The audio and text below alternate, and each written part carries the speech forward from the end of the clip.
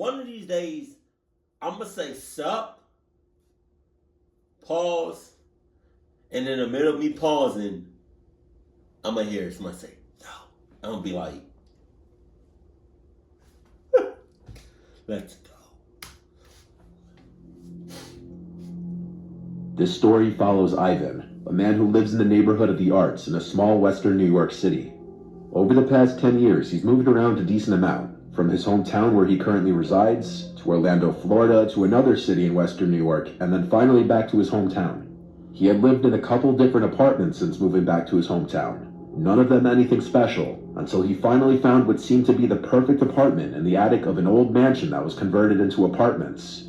It was downtown in the neighborhood of the Arts, an ideal place to live for young, artistic, creative individuals.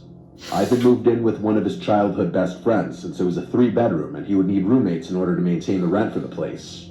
The first year living there was uneventful, which was ideal for Ivan. As far as neighbors, there were 2 men who were likely a couple that always got into fights so loud that everyone in the building could hear. Okay. And on one occasion, one of them locked the other out of their apartment naked. And given that the mansion was across the street from a school, the cops were called.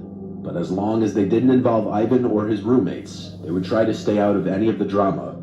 After about a year of living there, a young couple, a guy and a girl in their late 20s to early 30s, moved into apartment 2, and they seemed friendly at first, and always said hi when passing in the hall or any time Ivan would be hanging out on the front porch.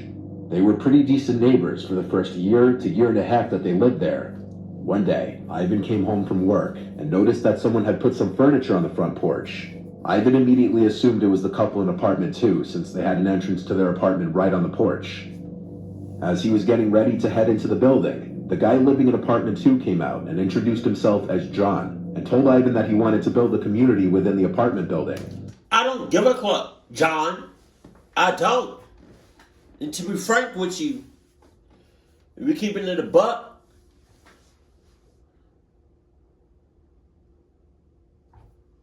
I don't mess with nobody named John. And you just so happen to be named John. No, I did not make that up. Right that second, I did not make that up. Your name could have been Adam. And I could have been fine. No, I'm capping. I would have been like, I do not mess with nobody named Adam. Ivan, being a people person. Also, cut that community shit. What you got going on? Because really, it's a cult. All communities, they're a cult. Club? What? What you got? What you got going on? About his community was initially all for this idea. For the next few days, Ivan would come down after he got home from work and hang out on the porch since it was springtime and he wanted to enjoy the nice weather. He would sit on the couch on the porch and either read a book or work on his computer. And for the time being, it seemed nice that the community porch was set up. A few days after he met John, Ivan found him and another one of his neighbors talking on the porch about something that happened. Someone had stolen another neighbor's motorcycle from the driveway. Jesus. Everybody ended up having a small tenant meeting where they waited for the cops to show up and tried to make the one neighbor whose motorcycle had been stolen feel better. When the cops showed up, Ivan went up to his apartment and let the police do their jobs. The next day, when Ivan got out of work, he walked into his apartment and his roommate asked him about John, mentioning that he left gifts for every apartment. Everyone got something different. Ivan and his roommate's gift was a shoebox filled with comics, books, toys, and chocolates. What? The roommates agreed the gifts seemed odd, but at the time, Ivan's odd gesture could still just be seen as friendly. But then, Ivan's roommate told him something that started to make him uncomfortable about John. His name wasn't John, it was Sean. Ivan considered the fact that— You know what? I don't mess with nobody named Sean.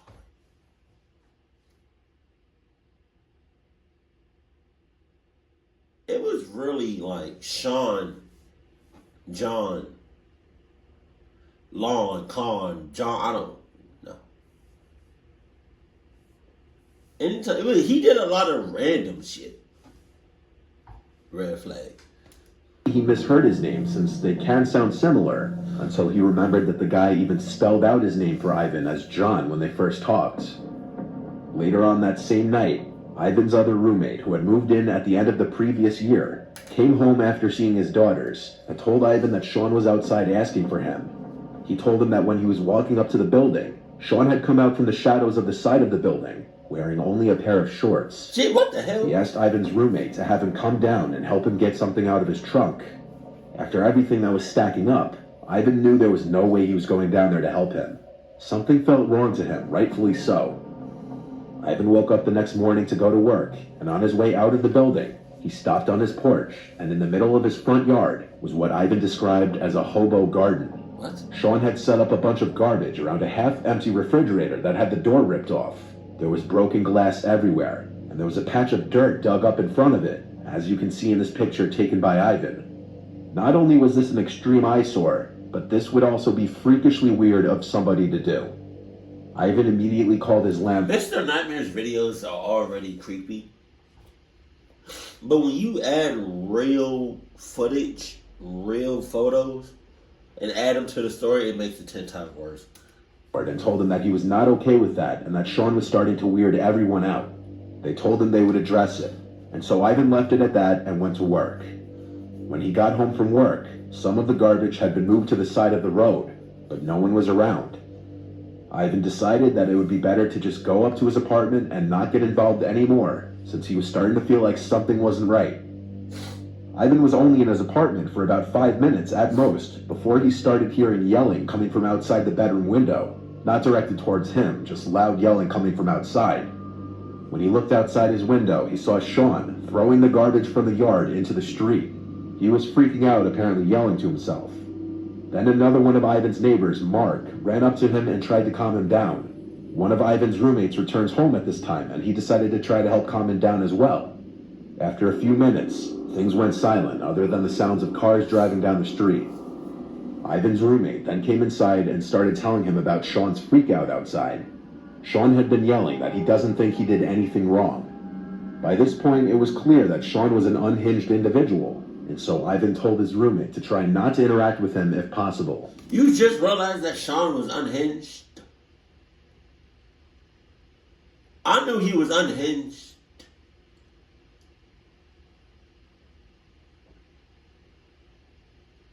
Back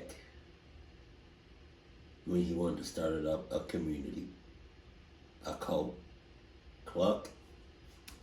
Things seemed to be getting worse and worse. It was only a few hours later that Ivan started to hear more yelling and even started feeling the building walls shake a little bit. Someone was arguing with someone, and things were clearly getting physical, evident by all the noise and shaking. Ivan contemplated calling the police, but decided to text his neighbor Mark first, since he lived on the same floor as Sean. What? Mark didn't text back right away, not until after things seemed to calm down. Mark told Ivan that Sean got into a huge fight with his girlfriend, and Mark once again had tried to calm him down, and in response, Sean tried to fight Mark. Mark called the cops on him, and Sean ended up being taken to the station by the police. Okay. Things didn't end there, though. In fact, things only got worse. That Friday night, Ivan stayed at his girlfriend's apartment after the couple had a date night. When he woke up that morning at her place, Ivan had a slew of messages and missed phone calls. When he opened up the first message from his roommate, the first thing he saw was a picture of fire trucks outside of their apartment building. Apparently Sean had burnt down his apartment. Ivan's roommate said that only Sean's apartment was burnt up, but Ivan still rushed home after hearing that so he could figure out what exactly was going on. When he got there, Mark and Ivan's roommate were standing on the porch. Sean claimed that something went wrong with his stove, and that was it. But when the firefighters checked the building, they found that the vents around the outside of the house looked like they had been stuffed with towels and clothes, as if you were trying to keep the fumes from escaping. Jesus. The cops were called, and Sean was taken away once again. But still, that wasn't the end of it. Oh my God. Sean officially got evicted that week, and that following Monday, Mark had gotten word that Sean had been released from holding. All the tenants were a little nervous to hear that.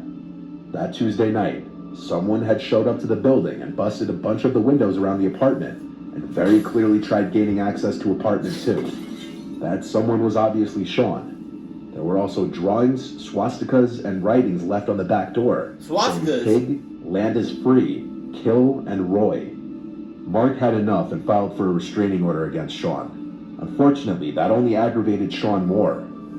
Over the night on Wednesday, Sean would make another attack. Ivan woke up once again to a slew of texts. Mark and Ivan's roommate had apparently tried to wake Ivan up overnight, but he was in too deep of a sleep to hear them. Ivan opened up Mark's text since he saw he sent him the most messages, and there were a bunch of pictures attached. The pictures were all of Mark's car, burned to the ground, completely destroyed. Sean was erratic and dangerous, and now all the tenants were living in fear of what he would do next. The next night, all the tenants in the building had a meeting on the front porch. Mark filled everybody in. Bro! I'm leaving that apartment! What are you talking about? It's an apartment. It's not like it's a house that you built from the ground up. You can, what? No. I would have left as soon as he said something to me in the hallway. All the information that he gathered on Sean.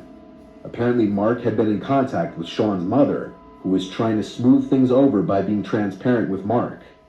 He found out that Sean was planning on skipping town. Mark also managed to get footage of Sean walking over to Mark's car overnight and then walking away. There was a case here, but that didn't make anyone feel better about anything. As all the neighbors talked, everyone shared everything that they could.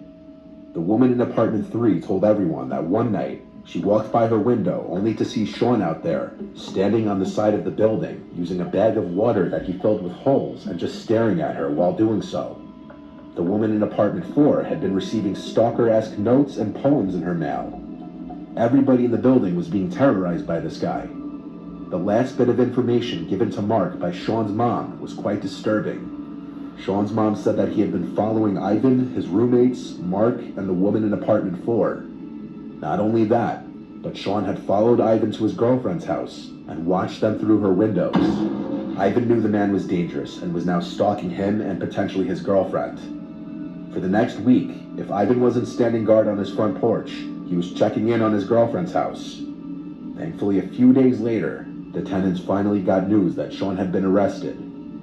Shortly after that, Mark and half of the other tenants moved out of that building since they had had enough.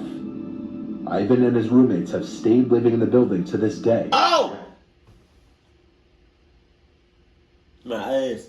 I cannot, because even if Sean died, I felt like his spirit, he would just come back to that same apartment and just harass for all of eternities. Haven't had any issues since, but hopefully for their sakes, Sean won't be getting out of jail anytime soon. I hope not. Did he really have a girlfriend, or was it like a setup? Because maybe I missed it, but what happened to his girlfriend? Sean's. Also, if anybody wants to start a community, just leave, just go, and never look back. Like, and if you ever meet somebody named John, just be like, I know your real name, you're not gonna get me, cluck you, and haul ass. That's all you gotta do, just all you gotta say. Cluck.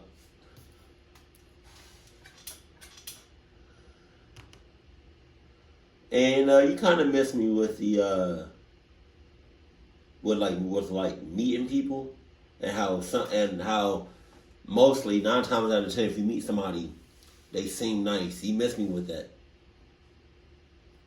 You miss me, cause that's crazy. That's crazy. That's hella crazy. People, he kept doing shit. And people kept living there. Know your neighbors. Know the signs. If you know that,